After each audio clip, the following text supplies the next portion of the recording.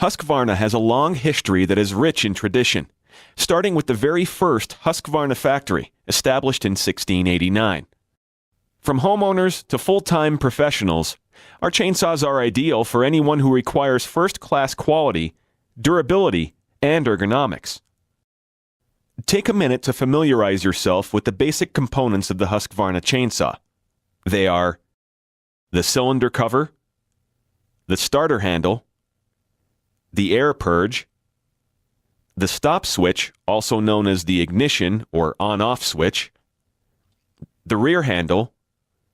the choke control or start throttle lock, the fuel tank, the chain oil tank, the throttle lockout, the decompression valve, the front handguard, the bar and chain, the bumper spike, the chain tensioning screw, the chain catcher, the oil pump adjustment screw, the clutch cover, the throttle control, the combination spanner, the bar guard, the information and warning decal,